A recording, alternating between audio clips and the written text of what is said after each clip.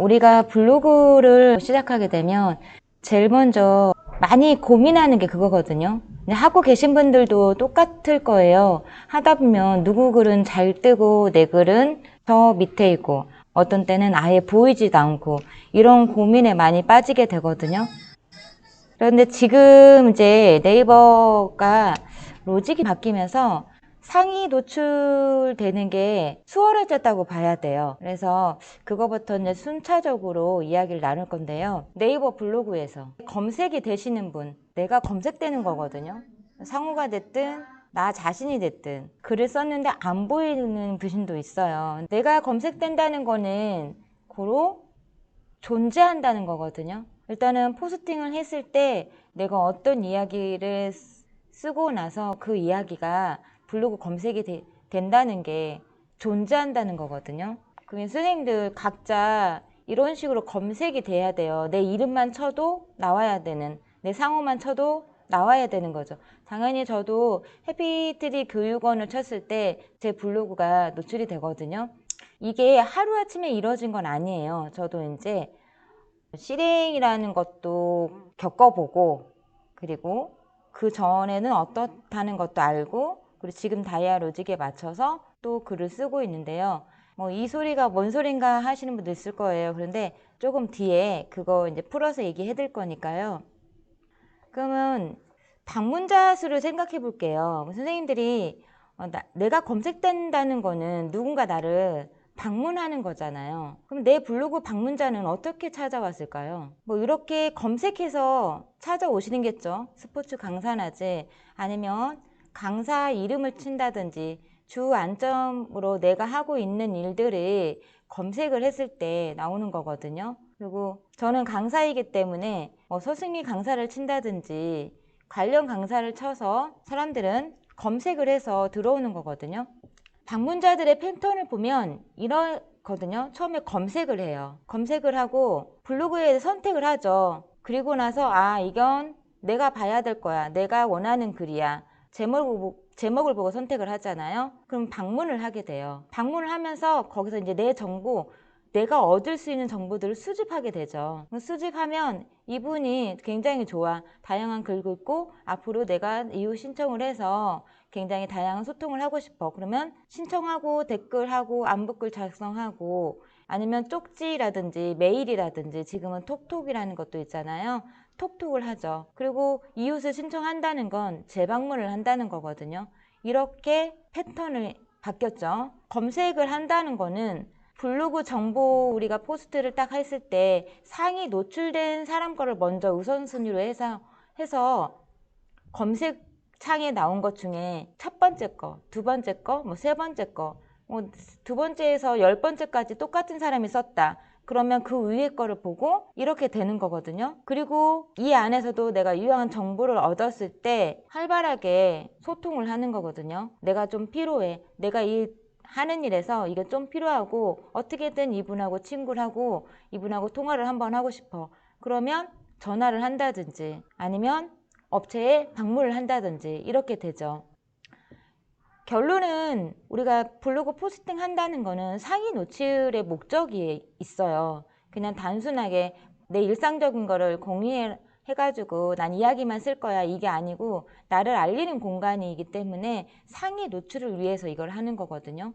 그러면 블로그 처음 스타트 하시는 분들은 조금 주제가 명확한 블로그를 만드셔야 돼요. 처음에는 아예 나 그냥 한번 써볼게 이것보다는 정말 주제를 명확하게 잡고 시작한다는 거. 나는 아직 두 가지, 세 가지 컨셉이 있어가지고 뭘 먼저 주제를 잡아야 할지 잘 모르겠어요. 그럴 때는 잠시 보류할 수는 있어요. 그런데 그게 장기적으로 가는 거는 아니라는 거죠. 그래서 주제가 명확한 블로그를 만드셔야 되는 거. 그리고 우리가 블로그에 가장 좋은 건 뭐냐면요. 알리고 싶은 것들을 내가 계속 정보를 넣어주는 거예요. 강점을 찾으셔야 돼요. 나의 강점이 뭔지.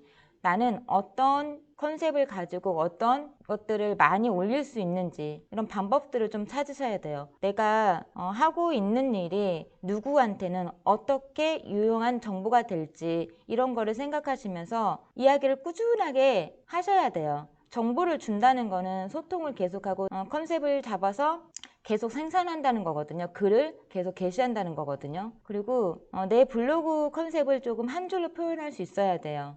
어떤 분들은 이것도 아니고 저것도 아닌 분들이 있어요. 근데 저 같은 경우는 강사이기 때문에 교육적인 게 많이 들어가잖아요. 그런 것들. 그리고 내가 만약에 운동을 하는 사람이다. 그러면 운동에 관련된 것이 표현이 되어 있어야 돼요. 분명히 내가 들어갔는데 운동하는 선수인 줄 알았는데 막상 들어가니까 부동산 업자야. 요즘에 또 그렇게 하시기도 해요. 부동산 업자들 이렇게 떡다방이나 이렇게 하시는 분들이 그렇다 해서 다 그런 건 아니고요. 조금 부동산 하면은 사람들이 아 이거 투자 목적으로 접근하겠지 하면서 꺼려하니까 블로그 네임이라든지 블로그 컨셉 자체를 봤을 때는 일반 일상적인 이야기나 다른 이야기인데 막상 들어가서 보면은 블로그 안에 부동산 이야기가 있는 거. 투자 목적의 이런 회사에서 단체로 만들어진 그러니까 직접 자기들이 부동산 그 자격증을 따서 하는 게 아니라 회사에 들어가서 직원으로 이렇게 하시는 분들이 이거를 좀 이렇게 활용하시거든요. 그럴 거를 좀 잘 보셔야겠죠. 그렇게 하시는 분도 있으니까. 그런데 내가 블로그를 운영할 때는 나는 어떤 사람인가, 나는 어떤 글을 써야 되지? 이런 거를 조금 생각하신 다음에 쓰시면 더 좋아요.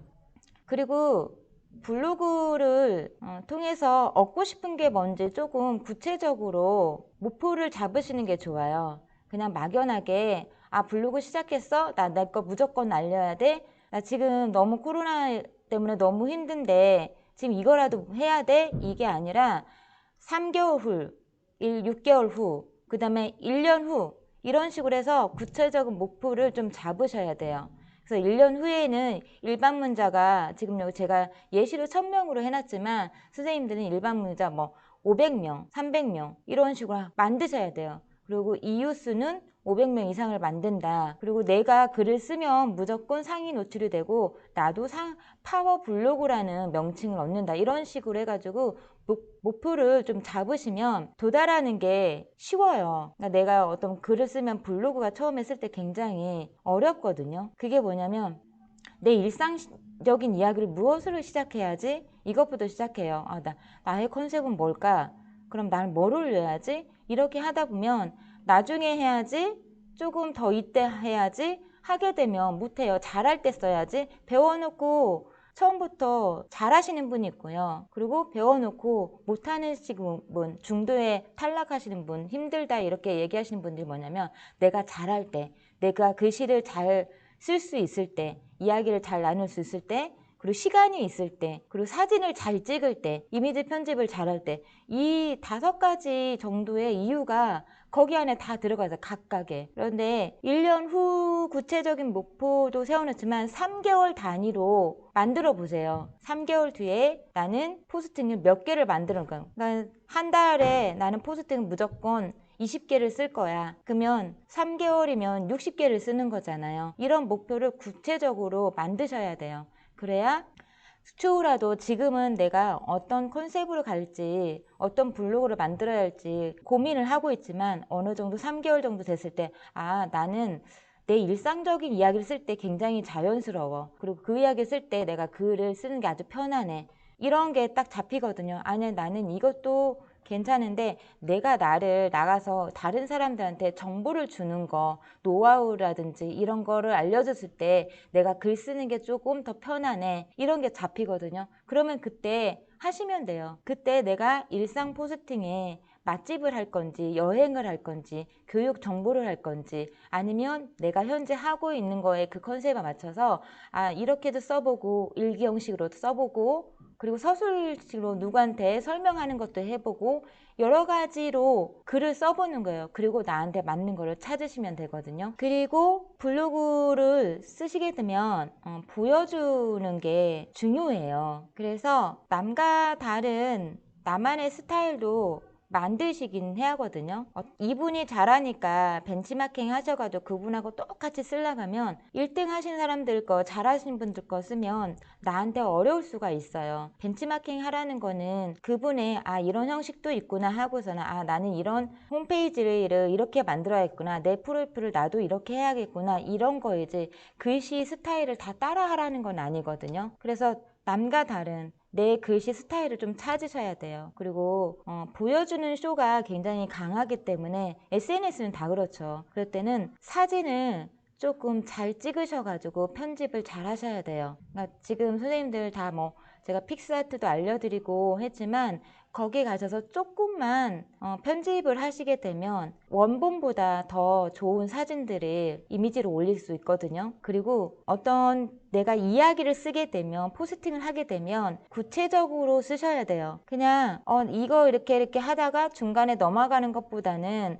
나는 이런 거 이야기를 하고 있으니까 구체적인 리뷰를 많이 다시는 게 좋거든요. 그리고 표현을 하는데 어떤 분들은 제가 여기 사례에 뭐 귀여운 사진 표현 이렇게 얘기를 했지만 사진으로도 표현할 수 있지만요, 글로도 표현할 수가 있어요. 그러니까 중간중간에 너무 딱딱하게 쓰는 것도 그게 뭐 자기 성향에 따라 좀 다른데, 그렇게 하지만 좀 편안하게 쓰는 공간이면 좀 가끔은 편안한 글과 사진을 넣으셔가지고 쓰시면 더 좋아요. 그리고 카피를 잘 하시면 돼요. 먼저 앞서 얘기했지만 이 벤치마킹을 하실 때는 꼼꼼하게 분석을 하셔야 돼요. 나하고 컨셉이 어떤 분하고 나하고 잘 맞는지 이런 컨셉을 잘 잡으시면 되거든요. 그러면 한 사람만 가지고 벤치마킹을 하지 마시고요. 한 3개에서 5개의 블로그를 운영하는 블로거를 찾아가셔서 보시는 거예요. 나는 편안한 스타일 쓰는 사람들이 괜찮은지, 나한테 어울리는지, 정보 스타일만 하시는 분들이 나한테 어울리는지, 아니면 여러 가지 이야기를 썼는데 그 중에서 편안하게 다가오는 블로그 글이 있을 거거든요. 그러면 그거를 꼼꼼히 보셔야 돼요. 그래서 이분이 프로필은 어떻게 작성을 했는지, 그리고 스킨 커버, 모바일 버전의 스킨 커버는 어떻게 만들었는지, 그럼 PC용에 가서 홈페이지용으로 했는지 일반용으로 했는지 이런 것도 보시면 돼요. 그리고 이웃들은 어떤 사람들을 많이 이웃들하고 하고 있는지, 만약에 1등 하시는 분에 딱 가면 거기에 댓글이라든지 이런 게 봤을 때 계속 이분하고 소통하시는 분들이 있을 거예요. 그러면 그분들에게 찾아가서 이웃을 신청하세요. 계속 소통하시는 분들은 한번 이웃을 맺잖아요. 그러면 나한테도 똑같이 댓글을 봐줘요. 같이 댓글 달고 그리고 좋아요도 해주고 이런 것들을 해주거든요. 그러면 이렇게 해주게 되면 나조차도 똑같이 해줘야 된다는 거죠. 그래서 이런 것들을 잘 보셔야 돼요. 내가 어떤 것을 할 것인지. 그래서 파워블로그 찾으실 때는 대부분 내가 관심 있는 거를 찾으시면 돼요. 파워블로그 하게 되면 파워블로그들의 글들이 모아져 있는 링크들이 있어요. 그리고 다음에 있는 베스트 뷰 블로거도 참고하시면 되고요. 티스토리에 있는 우수 블로그도 있어요. 티스토리를 하시는 분도 있고 안 하시는 분도 있는데요. 티스토리에 한번 들어가셔서 어떤 블로그들이 잘 쓰고 있는데 어떤 활동하고 있는지 이렇게 보시면 돼요. 이거는 참고를 하시라고 제가 올려놓은 거고요. 지금 이렇게 하게 되면 결국은 블로그 컨셉을 잡고 나서 우리가 해야 될 거는 블로그를 쓰게 되면 검색상에 노출되는 비법을 알아야 된다는 거거든요. 근데 대부분 비법이 있어요? 비법이 있어요. 비법이 그게 뭐냐면 키워드예요. 키워드 조합을 좀 잘 하시면 돼요. 그래서 키워드 조합이라는 거는 우리가 흔히 생각하면 본문도 중요하지만 제일 먼저 제목이에요. 제목을 잘 쓰셔야 돼요. 제목을 어떤 거를 할 건지. 그래서 주로 검색하는 다 제목이기 때문에 고객에 맞춰서 고객이 나를 검색하는 사람들이 어떤 거로 해서 검색을 할지 생각을 하셔가지고 만드시면 돼요. 그러면 제가 하게 되면 저는 지금 온라인 마케팅이나 SNS 마케팅 강사 이렇게 치면 검색이 되는 거거든요. 그러면 나를 검색하는 사람들은 어떤 교육을 원할까 생각하면 돼요. 그러면 내가 사업장이야. 내가 지금 뭔가를 생산하고 있으면 그 생산하는 거에 맞춰서 고객들은 내 물건에 대해서 어떻게 검색해서 들어올까 이거를 생각하시면 돼요. 그러면 그거 너무 막연하잖아요. 방법이 있어요. 우리가 연관 검색어라고 하잖아요. 그리고 치면은 네이버라든지 다음이라든지 이렇게 치면 거기에 나는 단어를 3개, 4개만 쳤는데 이미 그 밑에 자동 완성으로 돼가지고 뜨는 글들이 있어요. 그거를 참고하시면 돼요. 자동 완성 기능은 왜냐면 많은 사람들이 봤을 때 자동 완성으로 해가지고 나오는 창이거든요. 그래서 내가 연관 있는 거를 검색을 했을 때 자동 완성 기능 딱 봤을 때 다 보는 거예요.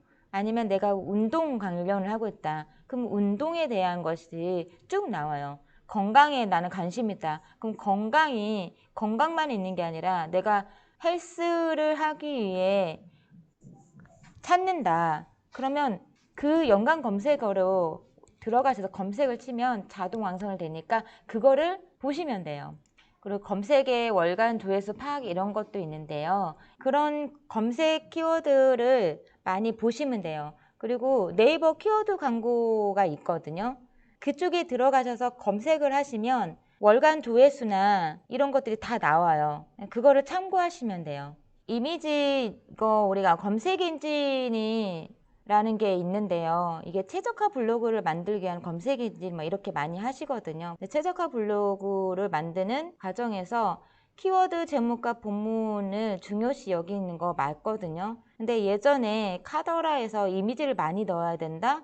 정말 그럴까요? 좀 바뀌었어요. 반복되는 구성, 그래서 제목을 계속 반복돼서 넣으시는 분들인데 이것도 바뀌었어요. 동영상은 뭐 크게 예전에 동영상 아무거나 뭐 관련 없는 동영상을 넣어도 그게 인정이 됐는데 이것조차도 바뀌었어요.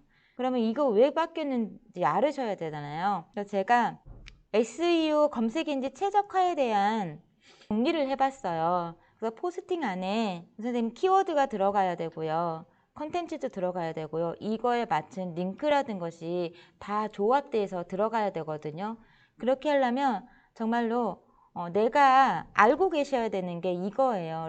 네이버 로직이라는 거거든요. 네이버 로직은 리브라, 소나, 실행, 다이아 로직, 지금 현재까지는 다이아 로직에만 그치는 게 아니라 인공지능이에요. 인공지능까지 합세해서 지금 처음에 블로그가 시작했을 때부터 해가지고 다이아 로직까지 바뀐 거거든요.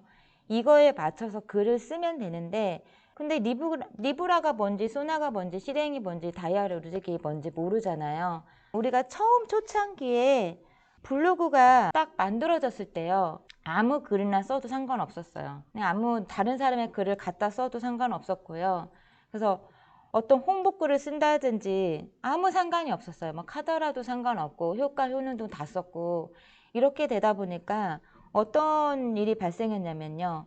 그냥 글 포스팅 하게 되면 상위 노출이 다 누구나 다 됐단 말이에요. 다른 사람 거를 써도 그 사람 거 처음에 쓴 사람들 거는 안 보이고 나중에 이 사람이 포스팅 한 게 상위 노출이 되어 있고 이렇게 된단 말이에요. 그러니까 뭐라 해야 되나 정보가 어떻게 딱 보면 양은 많은데 질적으로 떨어지게 된 거죠. 그냥 다른 사람 거 도용해도 상관없는 처음에 초창기엔 그랬기 때문에. 그리고 거기에 들어가면 다른 뭐 공감하기 댓글 이런 게 무조건 좋아야만은 해야 했기 때문에 이게 순위를 이렇게 정하면 안 되겠다 이런 게 딱 뜨죠. 저조차도 기분 나쁠 것 같아요. 제가 쓴 글을 다른 사람이 내 거를 스크랩해가지고 그대로 올렸어요. 근데 그 사람이 나보다 더 위에 올라가 있어. 이거 정말 아니잖아요. 그래서 이때 이거를 보완하고자 나온 게 리브라예요. 리브라에는 이제 좋은 글을 올려야 되는 거거든요. 그래서 과거부터 현재까지 입력된 정보를 보게 되는 거예요. 데이터도 보게 되고 그리고 블로그에 작성한 글들이 좋은 글인지 유익한 정보인지 이런 알고리즘을 파악을 했어요. 만들어가지고 거기에다가 플러스 이제 공감과 댓글을 많이 있는 사람이 상단에 우선에 노출을 시켜준 거예요. 근데 이게 지금 보면 정말 이걸 딱 보게 되면 똑똑한 사람들, 우리 소위 말하면 돈에 눈이 띄인 사람들이라고 하잖아요. 이런 사람들은 딱 알게 됐죠. 유익한 정보의 안에 들어가기만 해도 되고 내가 어떻게 해요? 다른 사람의 글을 비슷하게 써도 상관없었어요. 비슷하게 이때는 그런 말은 없잖아요. 유익한 정보인지만 파악을 하는 거니까. 그러니까 어떻게 해요? 비슷하게 쓰고 거기에다가 공감 댓글이 중요했기 때문에 컴퓨터로 돌리는 거예요. 아니면 이 얘기 들었을 거예요. 공감하기 댓글 부대 알바. 그때 이게 있었거든요. 2012년도에 이렇게 생기고 나서 공감하고 댓글을 달아주면 그거 작업을 해주는 거예요, 한 사람이. 그래서 그런 알바로 해가지고 업체에서 이렇게 돈을 끌어모았다고 해야 되나? 그때는 끌어모았다고 해야 되는 게 맞는 것 같아요. 블로그 처음에 초창기 잘 못하시는 분들이 업체에 이렇게 맡기면 거의 컴퓨터로 돌려서 아니면 내 블로그를 맡기게 되면 이런 거를 얼마를 주는 거죠. 대행 서비스를 맡기는 거죠. 이렇게 했는데 이거조차 다 아니잖아요. 왜냐면 그 형식에 맞춰서만 쓰면 되니까. 다음에 나온 게 이제 소나예요. 여기에서는 이제 아까는 그냥 비슷하게 쓰기만 해도 리브라 때는 됐단 말이에요. 그래서 안 되겠다. 이제 다른 거를 해야 된다 이거예요.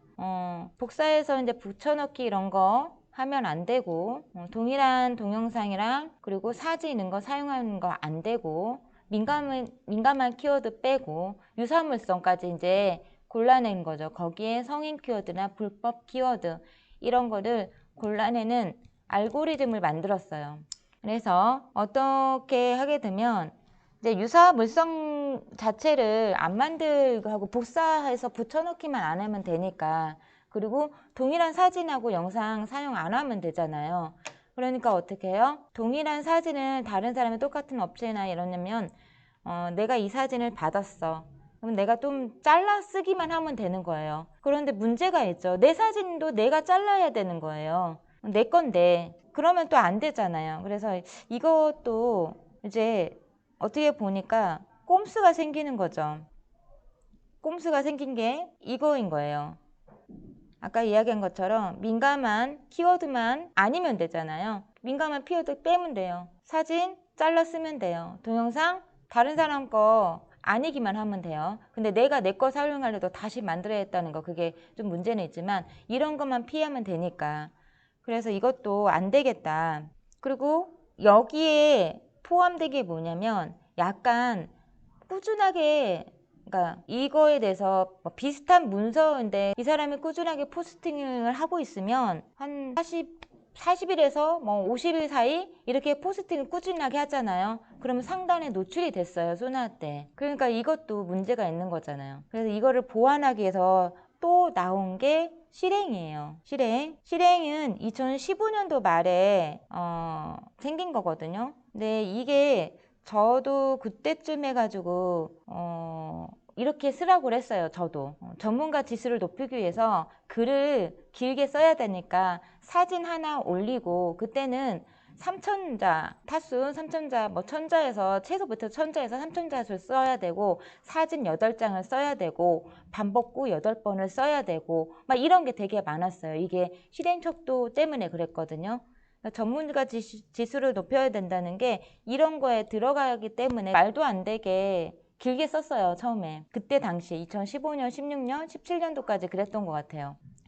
그래서 상위 노출을 하기 위해서 돈을 벌려고 하는 사람들은 어떻게 하든지 내가 상위 노출을 되기 위해서 연구를 많이 했겠죠. 그런 분들의 거를 보고 그 사람들이 얘기를 해줄 때는 이유가 있는 거죠. 업주가 돈을 버는 이유도 그게 있는 거고. 그러니까 이런 걸 봤을 때 이 사람이 꾸준한 포스팅을 하고 있어. 매일 1일 1포를 하고 있고, 1일 1포라는 게 하루에 한 번씩 포스팅 한다는 거거든요. 이거를 꾸준히 하고 글 많이 쓰고 그리고 이용자 호응도가 높아. 이것만 잘하고 꾸준하게 하게 되면 실행 척도에서는 글을 상위에 올려줬어요. 실외로 제가 2016년도에 블로그를 새로 만들었거든요. 근데 제가 2016년도에 새로 만들었을 때 이 실행 척도였단 말이에요. 그래서 정말 하루도 안 빼고 했어요. 하루도 안 빼고 계속 올렸어요. 하루도 안 빼려고 하니까 11시에도 포스팅해서 12시 전에 포스팅을 했어요. 그리고 이때 또 뭐가 있었냐면 제가 포스팅을 하잖아요. 그러면 시간대를 똑같이 해서 올렸어요. 9시에 포스팅, 오전 9시에 했다. 그러면 9시에서 10시 사이에 포스팅 꼭 하는 거예요. 근데 저도 직장을 다니고 제가 다른 일을 하고 있었을 때니까 제가 이 일을 같이 하면서 그때는 두 가지 일을 했었거든요. 그래서 어떻게 했냐면 밤 9시에서 12시 전에는 무조건 포스팅을 했어요. 왜냐면 그때 실행 척도이기 때문에 꾸준한 포스팅이라는 거, 이거를 하기 위해서 계속 올린 거거든요.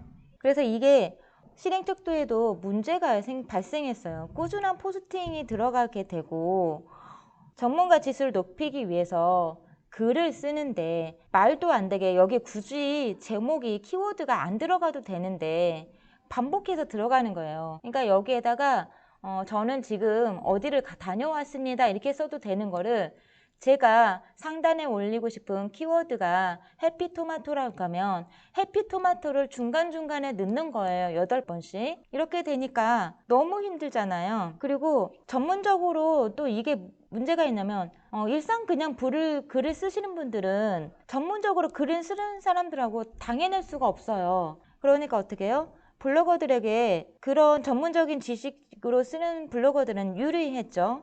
그런데 특정 분야의 전문가들이잖아요. 글을 잘 쓰시는 분들은. 그러니까 이게 일상적으로 쓰는 사람들은 글이 잘 안 보이니까 처음에 실행을 만들었을 거는 이런 거를 원한 게 아니었거든요. 일상적으로 쓰는 사람도 다 보여주고 그리고 전문적으로 진짜 정보 지식을 쓰는 사람들도 보여주고 이런 거였는데 이게 실질적으로 그렇게 되지 않았어요. 그러다 보니까 어떻게 했냐, 어떤 결과가 나왔냐면 진짜 첫 페이지에서 8페이지, 지금은 우리가 뷰로 보여주기 때문에 그냥 손 위로 이렇게 스크롤을 올리면 되는데 예전에는 모바일 버전은 15개씩, PC 버전은 10개씩 이렇게 보여졌거든요. 그러면 한 페이지당 그 사람 포스팅이 다 차지를 하는 거예요. 그 사람이 어떻게 해요? 꾸준히 썼기 때문에. 그리고 전문가 지수적인 그걸 맞춰서 썼기 때문에 이것도 아니구나. 한 사람이 너무 많은 포스트 자리를 위치하고 있으니까 이것도 안 되겠구나. 그래서 다시 로직을 업그레이드 한 거거든요. 그게 지금 현재 다이알이에요. 다이아 로직. 그래서 다이아 로직에 와서는 실행 척도를 보완하기 위해서 만들어진 거기 때문에 이제부터는 완전히 달라졌어요. 어떻게 달라졌냐면요. 내가 쓴 거, 내가 가서 경험한 거, 그리고 이 사람이 경험한 거를 어떻게 쓰고 있는지예요. 그리고 효과 효능 이런 거 당연히 안 되죠. 안 쓰죠. 요즘엔 효과 효능 쓰면 글 막혀요. 카더라도 안 되고요. 이제 경험을 했느냐 안 했느냐예요. 그리고 제목과 내용이 잘 맞춰져서 썼느냐예요. 제목은 분명히 교육에 관한 제목인데 밑에 내용은 교육이 아닌 먹는 거란 말이에요. 그거에 맞추지 않는 것들은 이제 문서에서 좋은 문서가 아닙니다. 이거예요. 이렇게 따지고 그리고 이 사람이 얼마나 충실하게 쓰고 있느냐예요. 정보에 대해서. 그러니까 하나 딸랑 하는 게 아니라 이 정보에 대해서 계속 쓰고 있는지 내가 마음에 교육에 관련한 게 썼으면 다음 교육 관련해서 연달아서 쓰면 앞에 있는 거를 또 다시 한번 보여준다든지. 그래서 요즘에 블로그 들어가서 보시면 자기 거를 다시 링크를 걸어져 있는 거 보셨을 거예요. 자, 제가 이런 제목으로 썼는데 마치 시리즈처럼 정보를 다시 올려주는. 그래서 다이아의 핵심은 신뢰성 있는 출처를 밝혀주는 거거든요. 그러니까 남의 거는 이제 필요 없어요. 내 거 내가 만들고요.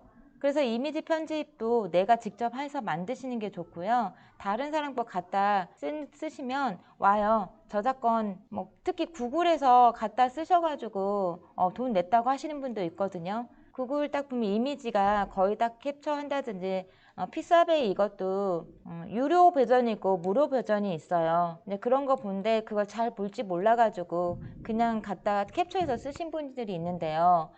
캡처했어도 알아요. 왜 어떻게 하냐면 우리는 캡처하는 순간에 스마트폰도 그렇고요. 노트북 그리고 컴퓨터도 다 IP라는 게 있어요. IP를 추적해서 오는 거예요. 캡처한 게 동시에 이 사람 내 거를 캡처했구나 이걸 알려고 하면 얼마든지 알 수 있어요. 그래서 그것만 전문적으로 또 파헤치는 사람들도 있겠죠. 그러면 그 돈을 받아야 하는 와요. 저작권은 얼마 내라고. 그런 예도 있어요. 그리고 다른 사람 거 쓰게 되면 네이버 블로그에서 이거는 내리고 본인의 사진을 하라든지 다른 사람 거 도용하였습니다. 이렇게 바꾸라고 얘기를 해요. 이거는 양호한 거예요. 아예 글이 비공개로 바꿨습니다 하고 나와요. 그래서 출처를 밝혀주시는 게 가장 중요해요. 그리고 실행 척도 이후로 체류 시간이 조금 많이 반영되기 시작했어요. 체류 시간이라는 게 어떤 체류시냐면 검색을 하게 해서 누군가 들어오게 되면 내 글을 많이 봐준 사람들, 많이 머물러 주는 사람들. 그래서 10초를 보고 나가는 것과 20초 보고 나간 거, 그다음 3분, 1분, 3분짜리 보고 가는 분도 있죠. 왜냐면 동영상을 많이 올리는 분들은 내가 원하는 노래 동영상이라면 3분 이상 보잖아요. 노래가 2분, 짧아야 2분 47초 정도 되고 길으면 3분 이상 3분 50분짜리도 있으니까요. 그러면 그런 거 보게 되면 이게 효용성 있는 콘텐츠라고 보는 거예요. 그래서 체류 시간까지 보게 되는 거죠. 그러면 우리가 지금 여기까지 제가 이렇게 하면 다이아 로직에 맞춰서 그러면 그 전에 했던 것들을 안 하면 되니까 다이아 로직에서는 당연히 남의 거 안 쓰고 내가 만들면 되고 그리고 내가 직접 경험하고 내가 돈 내고 사 먹고 리뷰 달구면 되는 거고 그리고 남의 거 쓰게 되면 출처 밝히면 되고 체류 시간을 그럼 늘려야 된다는 소리인데 결론은 체류 시간인데 내가 체류 시간을 그럼 어떻게 해야지? 이게 이제 고민이에요. 체류 시간을 처음부터 너무 생각하시면 블로그 포스팅 하는데 버거워요. 보통 글 포스팅 하게 되면 왔다가 들어가는 거는 그냥 일방문자예요. 그냥 방문자 수만 카운팅이 다는데 내 거를 머물러서 봐주는 거는 어느 정도 시간이 돼야 되거든요. 그래서 30초 이상만 봐주면 내 글들은 상위에 차지하게 되어 있어요. 다른 사람보다 1분 이상을 체류해 주시면 내 이웃들이 나를 검색한 사람들이 1분 이상 체류해 주면 더 좋고요. 그게 많다 그러면 상단에 더 우위에 많이 차지하는 거거든요. 근데 이게 완벽하진 않아요. 다이아로직도 자체도. 왜냐면 우리끼리 협업할 수 있잖아요. 선생님들끼리 나 이거 블로그 포스팅했어 해가지고 체류 시간을 오랫동안 머물러주면 그 선생님이 이제 시작했어도 상단을 차지할 수 있는 거거든요. 그래서 처음 시작하신 분들도 이 로직만 이해를 하시면 상단에 노출이 가능해요. 그런데 여기에 우리가 이제 고민이 많이 되는 게 이런 것들이거든요. 내가 이거를 이렇게 하게 되면 과연 잘 끝까지 할 수 있을까? 이런 고민도 많이 생기게 돼요. 그런데 고민하지 마세요. 일단 쓰시면 돼요. 짧던 길던 일단 쓰시면 되고요. 지금 우리가 여기에다가 제가 하나 더 플러스 된다고 했잖아요. 인공지능이 지금 선생님들이 아까 이야기한 것처럼 다른 사람의 글을 캡처해서 쓰고 하는 그런 것까지 다 알려고 하면 얼마든지 따라와서 밝힐 수 있어요. 원작자가. 그러면 선생님들이 그거 줘야 돼요. 사진도 마찬가지이고요. 그러니까 그런 거 안 되려면 내가 만들어서 쓰시면 되고요. 그리고 체류 시간이 중요하다고 했잖아요. 그것도 걱정 안 하셔도 돼요. 동영상 10초, 20초 동영상을 올리시면 돼요. 그리고 동영상 밑에 이야기를 쓰는 거죠. 이 동영상은 어떤 동영상이라는 것. 그래서 클릭을 부르게끔 하시면 돼요. 그러면 우리가 네이버 로직이 좋아하는 글들이 있어요. 검색 로직이 좋아하는 글들이 있거든요. 우선은 신뢰성을 주셔야 돼요. 신뢰성 하면 어떻게 써야 될까요, 선생님들? 신뢰성 하면 우리가 딱 한 단어밖에 생각이 안 날 거예요. 믿음을 주는 거. 신뢰성을 준다는 거는 믿음을 주는 거거든요. 그래서 믿을 수 있는 정보에 근거해가지고 글을 쓰시면 돼요. 그리고 이야기했지만 카더라 이런 거 안 되거든요. 보면 마치 이게 건강보조제예요. 약이 아니에요. 이게 다 호전될 수 있는 거지 이게 확 낫는 거는 아니거든요. 그런데 이거를 먹으면 만병통치약처럼 이야기하시는 분들이 있어요.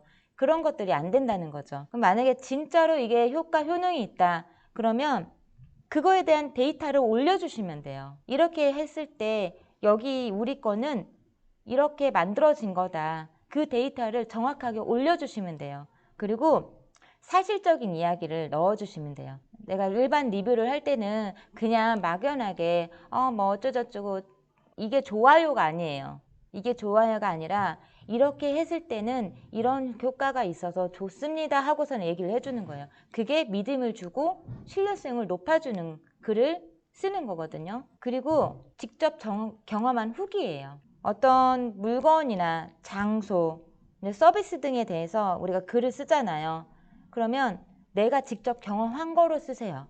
마치 나는 안 갔는데 거기에 있는 것처럼 쓰는 게 아니라 진짜로 내가 나는 오늘 어디를 갔다 왔는데 정말 좋았어요. 그러면 계곡을 갔다 왔으면 그 계곡에 대한 거를 내가 직접 보고 했던 것을 올려주시면 돼요. 그러니까 왜 블로그에 보셨을 거예요.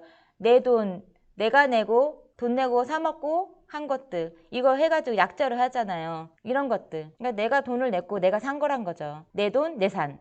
이렇게 하잖아요. 그런 거예요. 그리고 요즘에는 내가 포스팅을 써줬어요. 뭐 내가 이제 어느 정도 글을 쓰다 보니까 자기야, 자기 요즘에 자기가 글 쓰는 거 다 상에 노출되더라. 그러면 우리 가게에 와서 아니면 우리 업체에 와서 포스팅 해줘라. 그러면 탐방을 했다든지 체험을 했다든지 그것 좀 해줘라 했는데 소정에 내가 수수료를 받았다. 그러면 그대로 쓰시면 돼요. 요즘엔 아예 그렇게 쓰거든요. 이 글은 소정의 수수료를 받고 포스팅 하였습니다. 이런 식으로 써요. 아니면 이미지를 만드셔도 되고 이렇게 해서 경험한 후기를 쓰시면 돼요. 그리고 독자성이에요. 독자성은 뭐냐면 남의 거를 다른 문서를 이제 짜집게 하거나 복사한 거 말고요. 유사하게 글 쓴 거 말고요. 진짜로 내가 쓴 거, 내가 정보의 가치를 높여주는 거예요. 내 가치를. 내가 이 정보를 내가 정확히 하면 그만큼 수집을 해야겠죠. 그리고 정확한 거니까 올려주고 나서 나에게 맞는 이야기를 쓰시면 돼요.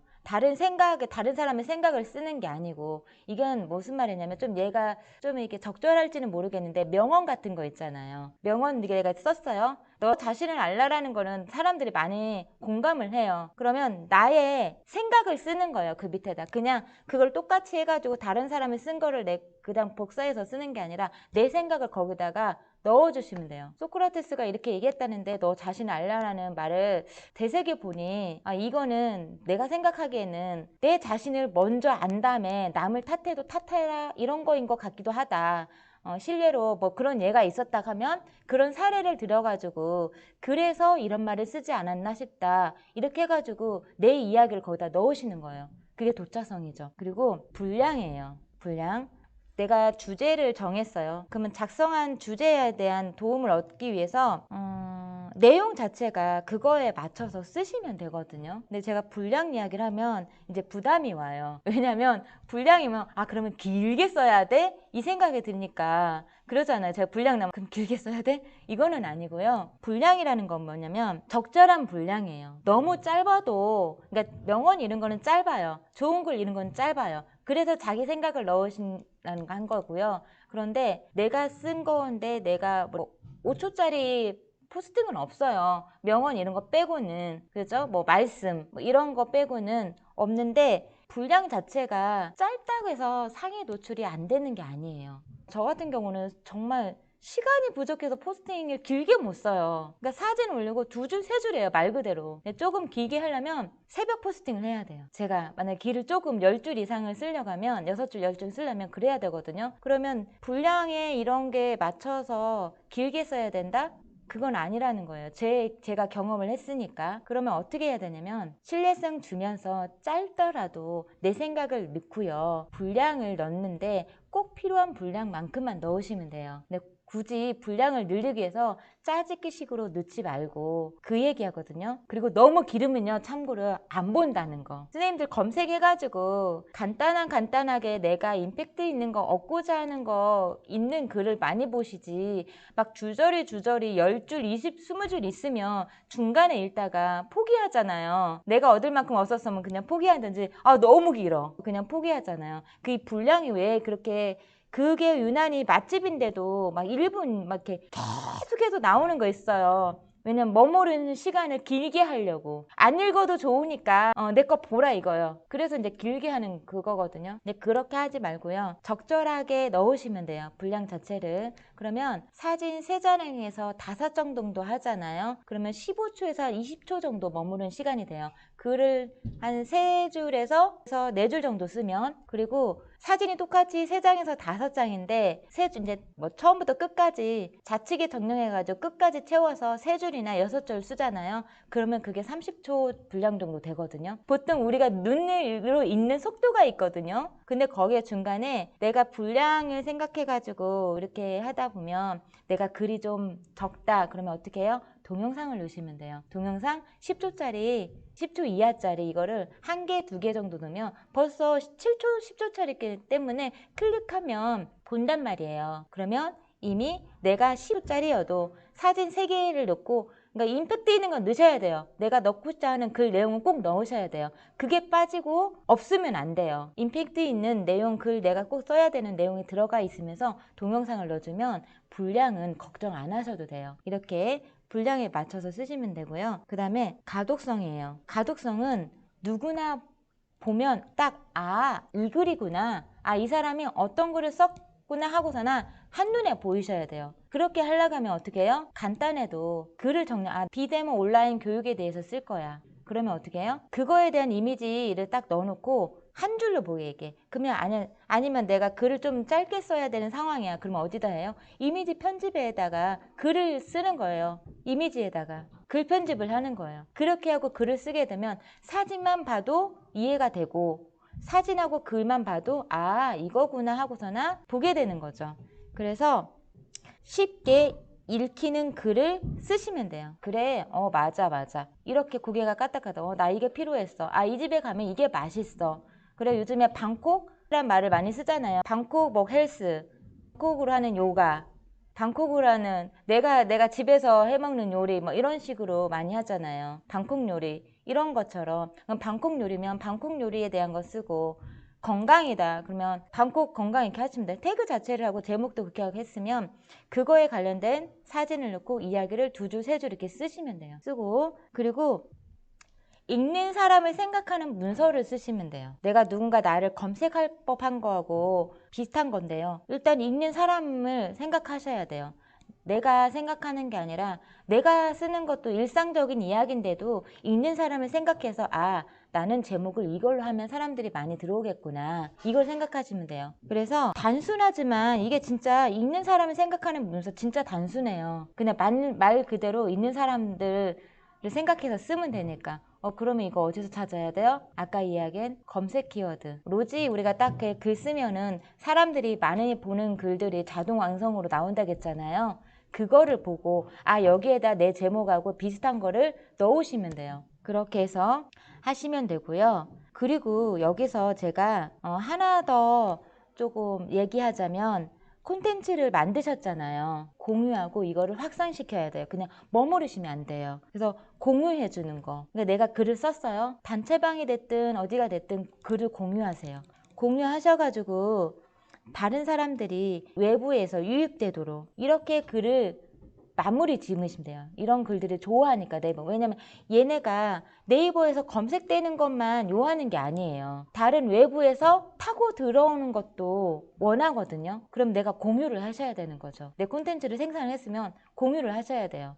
그래서 공유까지 하시면 돼요. 하고 이런 선생님들이 이제 여기에서 제가 이야기해드리고 싶은 거는 다 이야기했어요. 근데 내가 글을 처음에 쓸 때 이거를 제일 먼저 생각하시면 되거든요. 제목을 생각했다, 내용이 생각났다, 그러면 태그를 뭘 달지, 이것만 생각하시면 돼요. 당연히 이 사진이나 동영상은 가지고 있으니까 그건 기본이고, 근데 이거를 가지고 간단하게 처음에는 써보세요.